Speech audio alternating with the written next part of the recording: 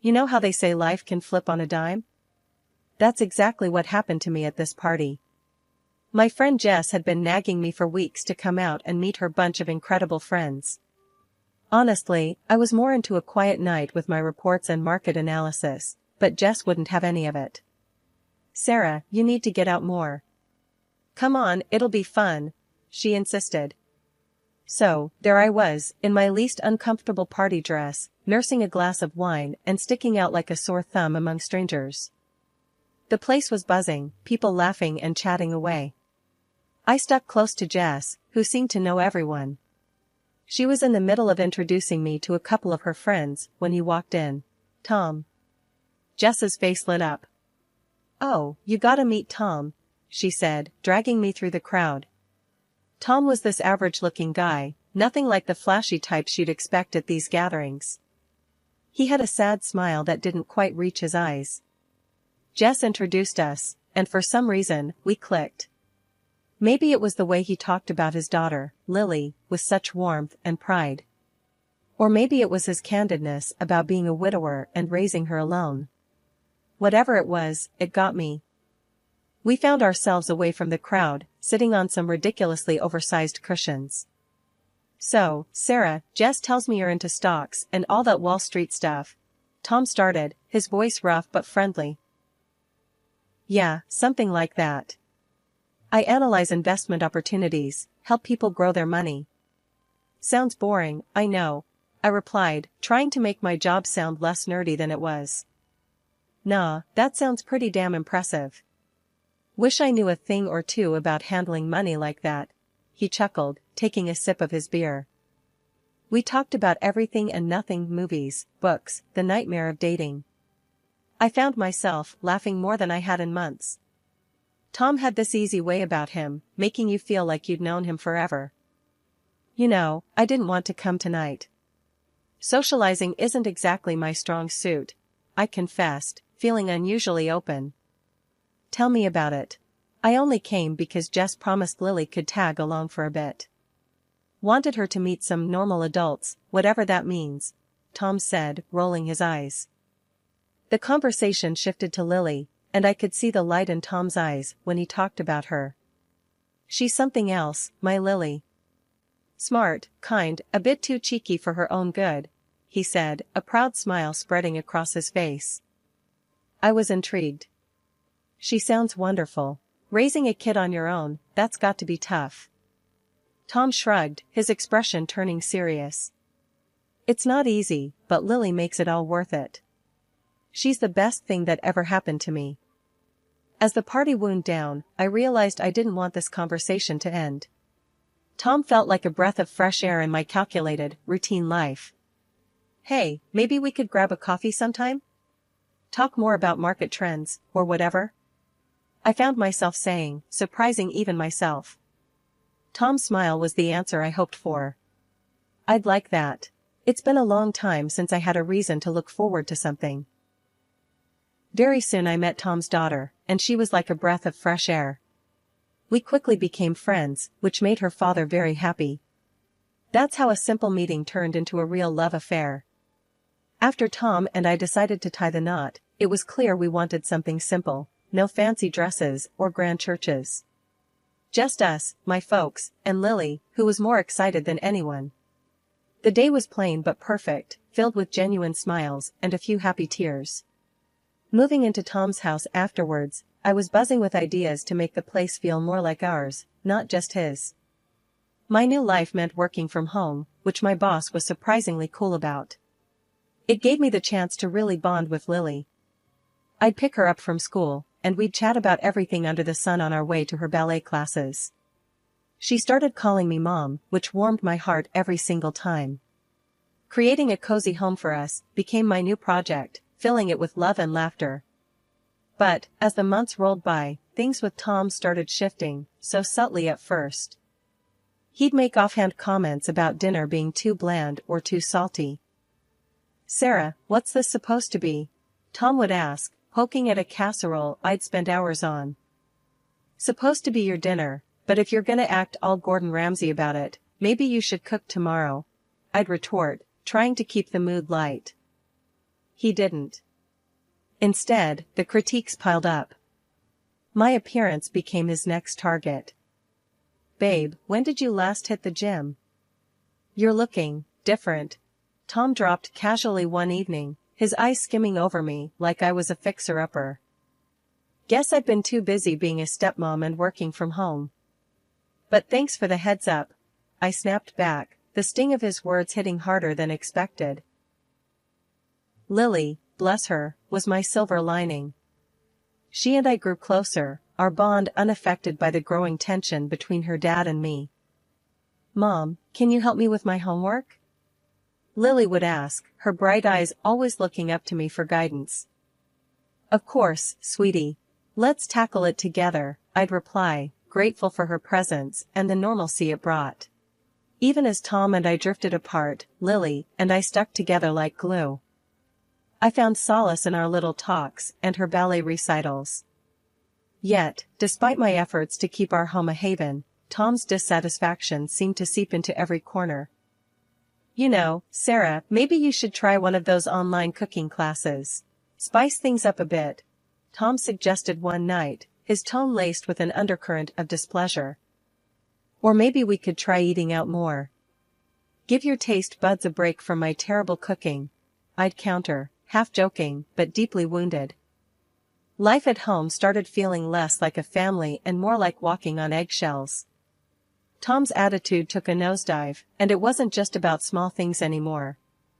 He set these crazy rules like expecting a brand new dish for dinner every single day. It was as if he thought I was some kind of gourmet chef instead of his partner. One evening, I was in the kitchen, trying to whip up something new to keep him happy. I was juggling work emails on my phone, stirring a pot, and mentally planning my next day. Tom walked in, a scowl already forming on his face. "What's for dinner?" he asked, his tone sharp. "I'm trying something new, a recipe I found online. Thought we could use a little variety," I said, trying to sound upbeat. He just humphed, peering over my shoulder. "Doesn't look very appetizing. You know, when you decided to work from home, I thought you'd at least manage to keep the house in order and cook decent meals." His words stung. "Tom, you know I'm working too, right? It's not like I'm sitting around all day. Plus, I pick up Lily, help her with homework, visit my parents." He cut me off.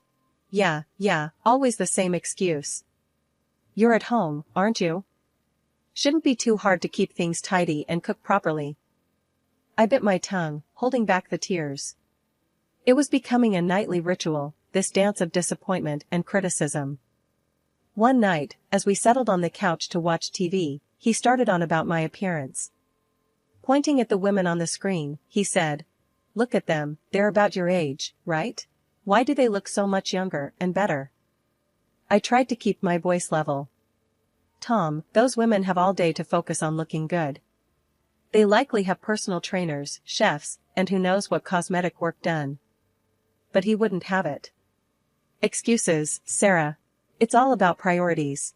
You used to care about how you looked." I felt deflated, worn out.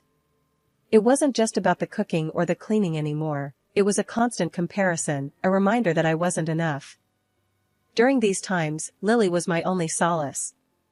Now a teenager, she saw through her dad's behavior. "Mom, you don't deserve this. Why do you put up with it? You should just leave him," she'd say, her words filled with worry and anger. But I couldn't bring myself to believe that the Tom I fell in love with was completely gone. "He's under a lot of stress, Lily. I believe he still loves us. He'll change," I'd respond, more to convince myself than her. It's been a roller coaster, to say the least. 15 years of ups and downs, but mostly, it feels like I've been riding a slow descent into a place I never thought I'd find myself. Now, at 55, with my stepdaughter Lily living her own life, though we talk every day, sharing secrets and stories like we used to, life threw me another curveball. Cancer. The word hit me like a freight train, but somehow, I managed to keep my composure long enough to tell Tom. His reaction? Well, it was something. Not anger, not sadness, just disappointment. Not because of the diagnosis, but because I wouldn't be around to cook his meals or clean the house like I used to. What am I supposed to do now? Look after myself, he had said, his voice laced with irritation rather than concern. I was stunned, not sure how to respond to such blatant selfishness. It's not like I expected a dramatic outpouring of love and support, but a little empathy wouldn't have hurt. His lack of concern cut deeper than any diagnosis could. So, I started treatment, spending more time in the hospital than at home.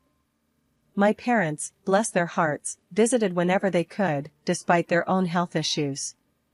Lily, too, was a constant presence, her calls and visits a bright spot in those dreary hospital days. Tom? He never showed. Not once. It hurt, more than I wanted to admit. Even after everything, part of me hoped he'd come around, show that he cared, even just a little. During one of Lily's visits, I couldn't hide my disappointment any longer. I can't believe he hasn't shown up. Not even once, I confided, trying to keep the bitterness out of my voice. Lily, ever the straight shooter, didn't mince her words. Mom, you deserve so much better. I've been saying it for years. It's like he doesn't even see you. You're fighting this battle, and where is he? Nowhere. You need to think about what's best for you now. I knew she was right, but it's not easy to let go of 15 years, even if they weren't all good. Deep down, I still harbored that small flicker of hope that things could get better, that Tom would change. But lying in that hospital bed, facing my own mortality, I started to see things more clearly. Maybe it was time to start thinking about what I needed, not just what Tom wanted. The revelation came on a Tuesday, just another ordinary day until Lily walked into my hospital room with a look that spelled trouble. I could tell something was up the moment I saw her. Lily never was good at hiding her feelings. Mom, we need to talk, she started, avoiding my gaze. That's when my stomach tied itself into knots. Lily calling me Mom was always a balm to my soul, but today, it felt like the prelude to bad news. What's wrong, Lily? I asked, bracing myself. It's about Dad. She hesitated, then took a deep breath. He's seeing someone else, Mom. And it's serious. He introduced her to me last week. The words hit me like a punch to the gut. Not that our marriage was perfect, but to hear he'd moved on so blatantly was a different kind of hurt. How long? Was all I managed to muster, my voice barely above a whisper. A while, I guess. I'm so sorry, Mom. I thought you should know. Lily's voice cracked, her usual toughness giving way to concern. I sat there, trying to process the news. Betrayed, yes, but surprised? Not entirely. Tom hadn't been a husband to me in a long time. Still, the confirmation of his infidelity stung. The shock of it hit me hard, though a part of me wasn't surprised. Tom's late nights, the sudden interest in looking younger, the new cologne, it all made sense now. Yet, hearing it out loud from Lily felt like a betrayal of a whole different kind. Does he think this is okay? Introducing her to you like it's all normal? I couldn't keep the anger out of my voice. Lily shrugged. He's convinced himself you're already gone, Mom. Says it's time he moved on for his happiness. It's like he doesn't even care about how this would hurt you. I laughed, a harsh sound that surprised even me. His happiness, huh? What about all those years I spent trying to make him happy? What a joke. And that's when it hit me. Tom had never really seen me. Not the real me. He saw a caretaker, a cook, a cleaner, but never his wife. And here I was, battling cancer, while he played house with someone else. For the first time in a long time, I felt a spark of something fierce within me. Anger, yes, but also determination. I'd been living for Tom, worrying about his meals, his house, his happiness. It was time to start living for myself. Lily wiped away a tear, looking determined all of a sudden. What are you gonna do? You can't let him just get away with this. A cold resolve settled over me. Tom's actions, his complete disregard for our marriage, it all clarified one thing. It was time to close this chapter for good. "Tell him I agree to the divorce," I said firmly, surprising even myself with the decisiveness in my voice. "It's clear he's moved on, and so should I." Lily's eyes widened. "Really? Just like that?" "Yes, just like that. He thinks he can replace me so easily, let him try. But he'll regret this, Lily. Not today, maybe not tomorrow, but one day. He'll see what he's thrown away." Lily stood up, her stance shifting from worried to warrior-like. "I'll tell him. And Mom, we'll get through this. Screw him and his midlife crisis fantasy. You're worth $1 million of her." Her fiery spirit in that moment gave me strength. I was about to embark on a tough journey, battling both cancer and a crumbling marriage, but I wasn't alone. I had Lily, and together, we were formidable. "Thanks, Lily. We've got this," I said, a small smile breaking through the gloom. It was the beginning of a new chapter, one where I would reclaim my life and my dignity, with my loyal stepdaughter by my side. 2 days had felt like an eternity, each moment dragging on as I lay in that hospital bed, my body fighting a battle I hadn't signed up for. Then Tom walked in, his presence as cold as the chill running down my spine. The smirk on his face was something out of a nightmare, but this was my reality. He looked me over, his eyes devoid of any warmth. "Look at you, all sick and pitiful. Can't say I'm surprised. You've let yourself go, haven't you? Found myself someone much better. Younger, prettier, healthier." He gloated, his words dripping with disdain. His words cut deeper than any knife could, but I was done showing him my pain. He threw the divorce papers on my bed, a challenge in his eyes. I took a deep breath, steadying my resolve. I picked up the pen and signed, each stroke a silent vow to myself that this was the beginning of my liberation, not my defeat. "You're just as weak-willed as ever. Pathetic," he sneered, a twisted satisfaction in his gaze. I met his stare, my voice steady. "If that's what helps you sleep at night, Tom." The confusion flickered across his face, replaced quickly by his usual arrogance. He strutted out, leaving a trail of bitterness in his wake. As soon as the door clicked shut, I reached for my phone with a determination that surprised even me. I called Lily, my voice stronger than I felt. "Lily, it's done. But I need you to do something for me," I said, pausing to make sure I had her full attention. "Tell your dad about the $3 million I plan to leave you. It's important he knows." There was a brief silence on the other end, and I could almost see the gears turning in her head. "Mom, are you sure?" "He's going to flip out." A small smile tugged at my lips. "That's the point, darling." True to form, Tom's reaction was immediate and as predictable as ever. My phone became an incessant, vibrating companion, lighting up with his attempts to reach me.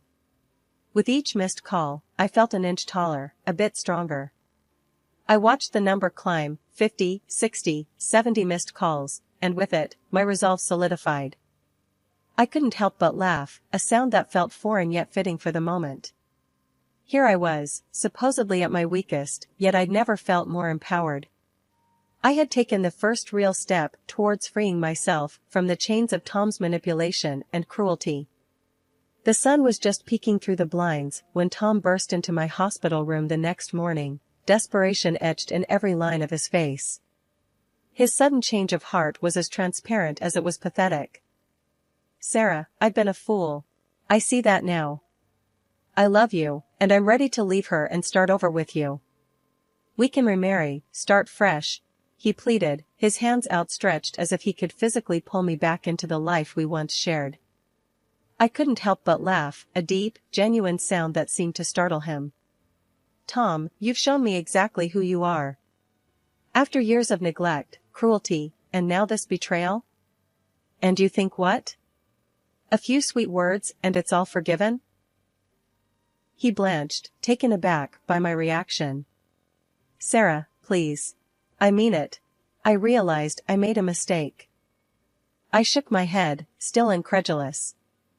"A mistake?" Tom, you deliberately chose to step out on our marriage, humiliated me while I was at my lowest. No, it's too late for regrets." His desperation turned to anger, his face reddening. "You'll regret this. I'll make sure of it. I'll sue you for every penny of that hidden money of yours." The threat was laughable. "Go ahead and try, Tom. That money? It's in my father's name. He made those investments, all legally binding and documented. You won't get a dime." The realization of his powerlessness hit him hard.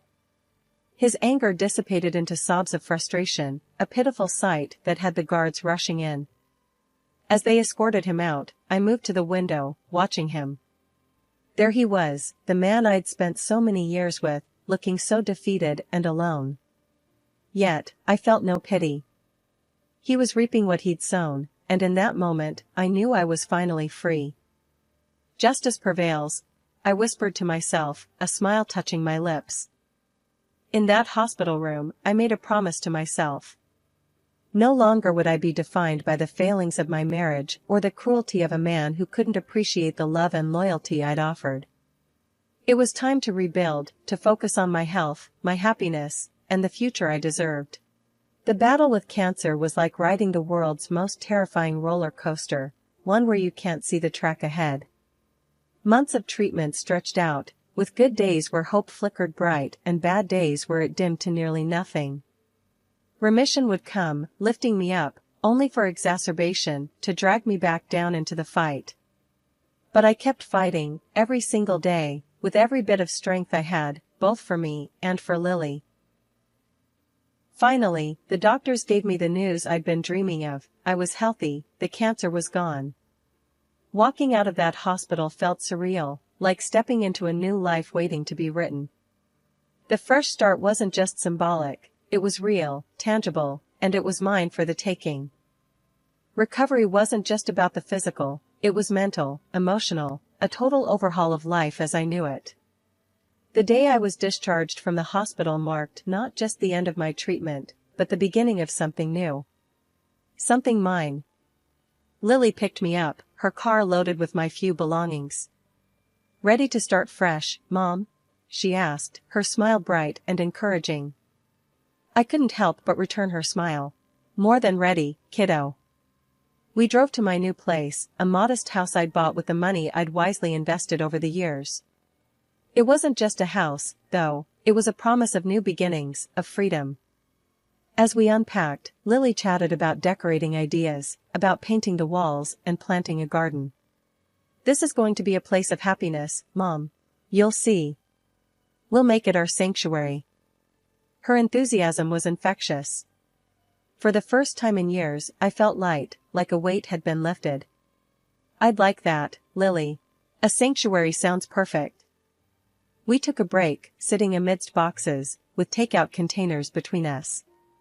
"You know, I've been thinking," I started, "about what comes next. I want to use this chance not just to heal, but to rediscover who I am, who I want to be." Lily nodded, taking my hand. "I've got your back, Mom. Always. And hey, you're already doing it. Look at how far you've come." She was right. The journey from being trapped in a loveless marriage to standing on my own 2 feet hadn't been easy. But here I was, ready to face the world on my terms. "I'm thinking of starting a blog," I mused. "Sharing my story, maybe help others who've been in similar situations." "That's an amazing idea." Lily's eyes sparkled with pride. "You've got so much wisdom to share. Plus, you're pretty badass, you know?" I laughed, the sound bright and genuine. "Thanks, Lily. I guess I am, aren't I?" Said and done. I started my own personal blog, in which I shared the details of my struggle with cancer. People in the comments supported me, shared their own experiences. It was touching and reassuring at the same time. During one of our quiet evenings, Lily shared her own monumental decision. "Mom, I've cut ties with Dad," she said, her voice steady, but I could see the turmoil in her eyes. "After everything, I see you as my real mom. He chose his path, and I've chosen mine, with you." Hearing her call me Mom in that context, knowing the weight it carried, filled me with an indescribable mix of pride and sorrow. Sorrow for the broken bridges in her life, but pride in her strength and in the bond we shared.